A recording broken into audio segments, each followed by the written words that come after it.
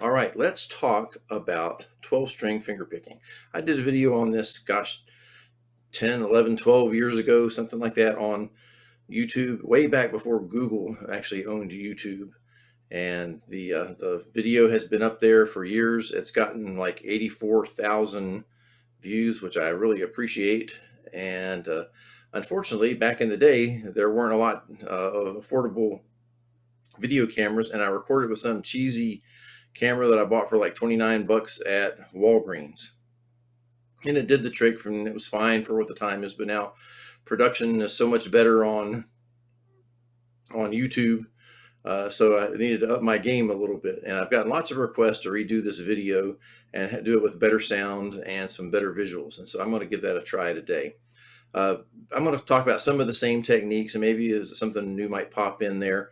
I hope this is more accessible and more usable to people that visit, and maybe this one will get to 84,000 views in the next 12 years or something like that. So finger picking on a 12 string is distinctly different than playing a nylon string or a 6-string steel string guitar. The pairs and the closeness of the strings together requires you to have to alter your technique just a little bit.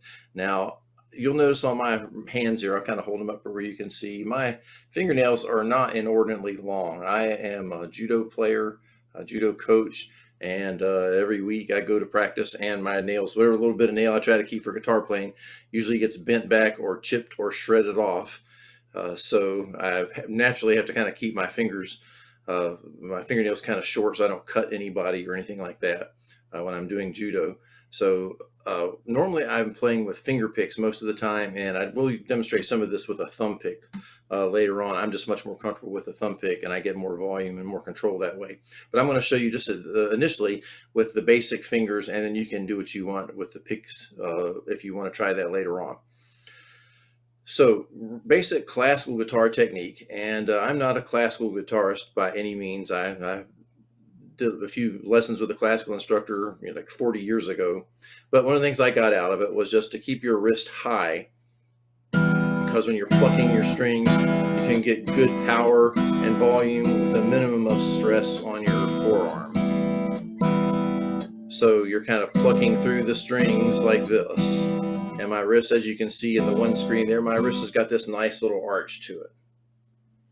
So play 12 string, if I'm trying to play something like this, it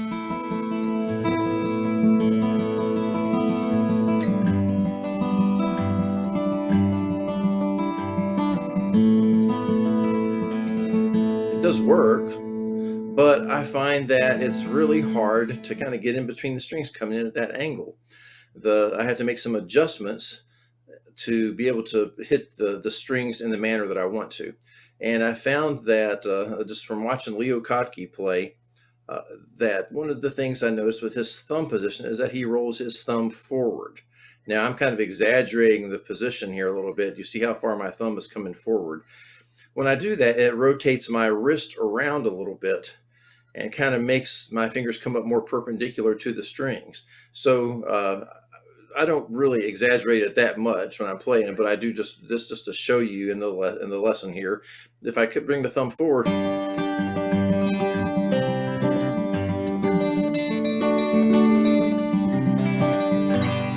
so it's much easier. My thumb comes in at more of an angle where I'm more perpendicular with the string, and the other fingers come up more naturally. And so that helps with precision, I think, a little bit. Playing with finger picks helps a lot, but just for this demonstration, I'm just going to use bare fingers. So if it sounds kind of funky, just bear with me. I'm not used to using fingers all that much.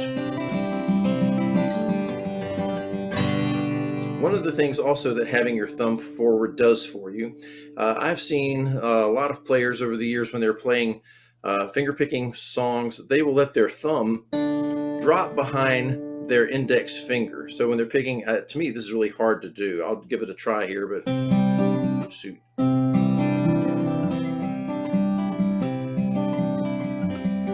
I haven't done it this way in so long, but when you let your finger come behind like this, the thumb doesn't have a way to get out. And so not until the pattern is over,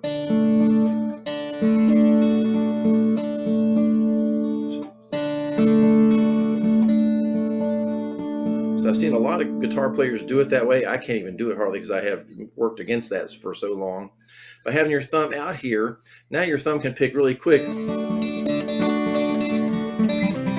There's no recovery time.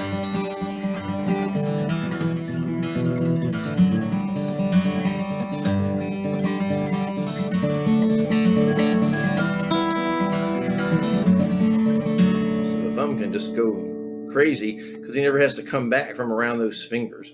So keeping your thumb forward helps with that kind of speed and precision too. So the thumb goes forward. When the thumb goes forward, it also, if you watch the contour of my wrist right here, when the thumb goes forward, the wrist drops down.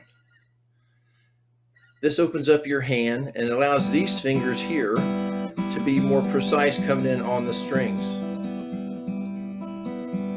You can actually get to where you can pick individual strings. I'll show you that in just a little bit here. But flattening that wrist out helps a little bit. It also helps with muting. Some songs you might want to have something like I'm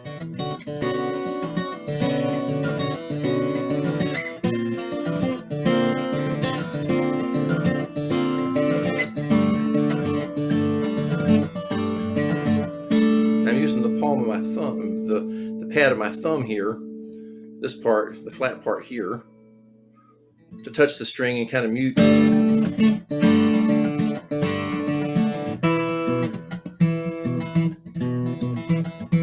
So it helps with being able to control the muting so you don't get too much boom and overring.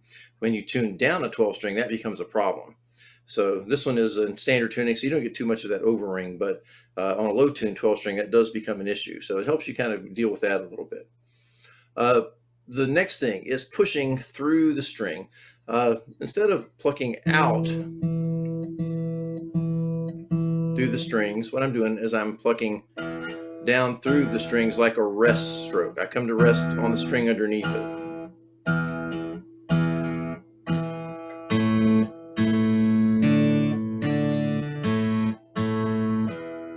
Having the thumb forward allows you to hit the string with a little more power, a little more control, rather than trying to come around and pull out on it. So likewise, when you can do a rest stroke with your fingers, you come up through the string and just come to rest on the pair behind it.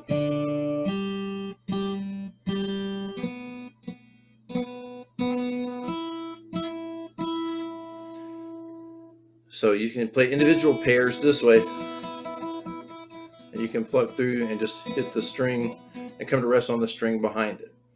This can help you with your muting in a lot of different ways. So you can tap the string.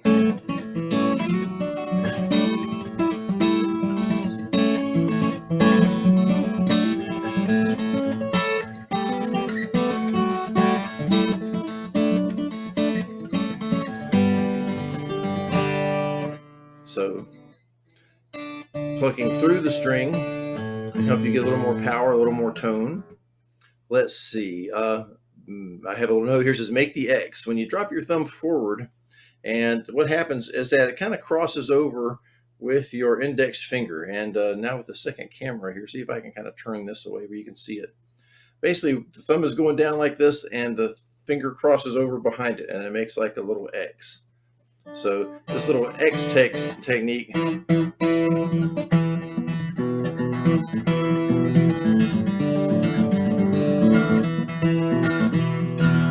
so keeping the thumb close to the index, keeping these tucked in rather than spread out, can help you get a little more power, a little more control. Let's see. So let's talk about picking individual strings. One of the things I discovered a long time ago is that when you play a 12 string, you've got octave pairs, so you have a high octave and a low octave. When you pick through the string, because the first string is the high octave and that's the first one you hit, it tends to make that note dominant. That's the one your ear hears first. But if you pluck from the bottom, all of a sudden the lower octave becomes more dominant. So So I'm plucking both strings at the same time, but just listen to the difference. So I could go on the A string here. There's plucking down through the top. Now pluck from the bottom. Hear how much more present the lower note is? I'm plucking both notes together. It's just the fact that it's getting the bulk of the energy from my hand first. So that can make a difference in your finger picking. So if you're finger picking, now I'm going to toss on my my thumb pick for this part, if you guys don't mind so much, because it helps me a little bit.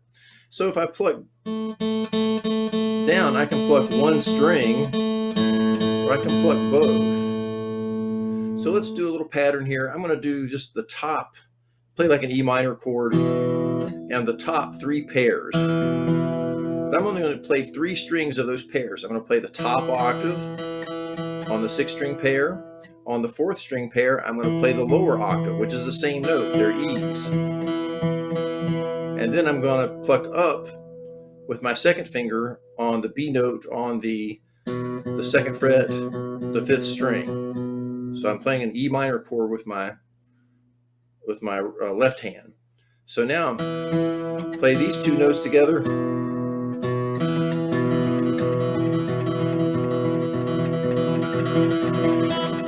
Oops, that was sloppy there. So I'm playing individual notes of the pairs. If I get too carried away, I'll hit up the octaves.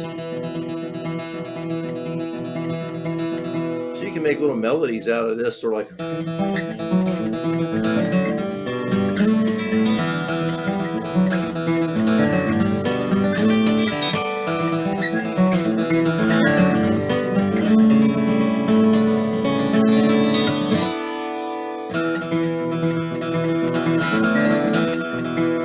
So I'm just playing 3 strings of those top 6. And so you can do all kinds of cool things with that. Now, if I was to play, let's say I'm going to take an E minor chord, shift it down 1 string. So now this is an A sus2. If I just strum it, it sounds like that. Now I can pick the top octave.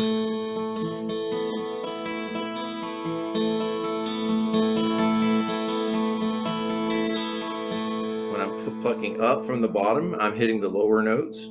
When I'm playing the top, I'm playing the top note.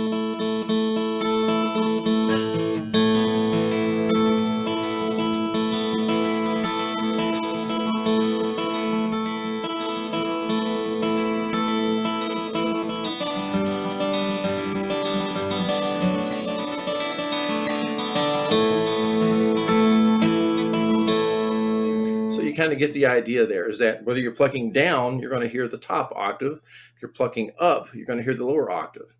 You can do some pretty cool things using the octaves by getting octaves that are close together. On a regular tuned guitar, they would be an octave apart, but they can be in the same octave because we've got these octave pairs. Let's take that A sus2 chord shape. I'm going to move it up to the 5th fret. Move here where you can see it. It looks like an A minor chord without the finger. So I'm holding down the 3rd and 4th string pairs on the 5th fret. So here I'm holding, there's an A, this next note is a G, I have a C, a B, and an E. This makes an A minor 9th. But if I'm careful with my picking, I can hit just the top note here. I can hit the next note, the top, the G. Then I can hit the C from the bottom, and then the B from the bottom, and the E from the bottom. So now they were all in the same octave, and it's very piano-like when you play it this way.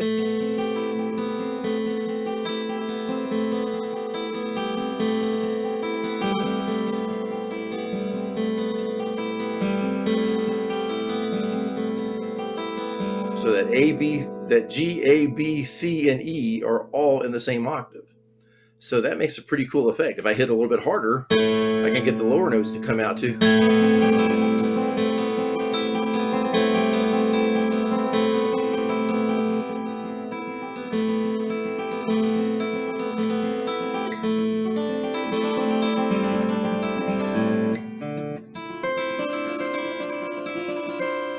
That's another one we can try. Play a D chord. Okay, move that D chord up to the 5th fret. Take off your 2nd finger, leave the bottom string open.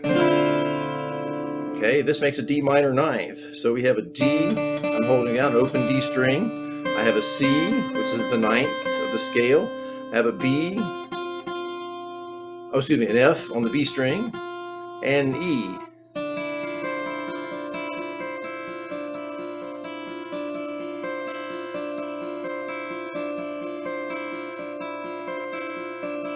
If I pick a little bit harder,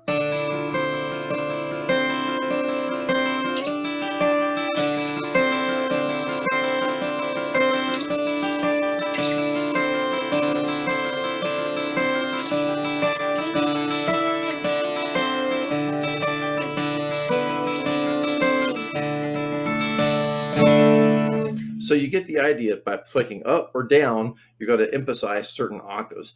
So even if you hit both strings at the same time, the upper or lower is going to be louder. But if you're careful, then you can hit individual strings.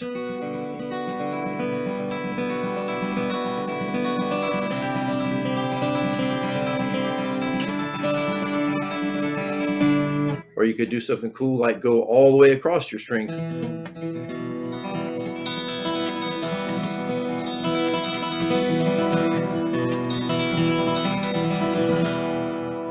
So a lot of cool little rolls and stuff you can do, and depending on, as you move, which fingers are hitting up and which fingers are hitting down.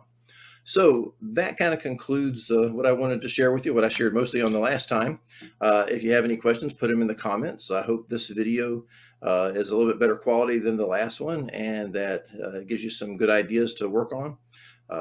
Enjoy, and please like, subscribe, and whatever, right? Like, subscribe, and share. That's the other thing, the third thing, share. Thanks again for watching. Goodbye, everybody.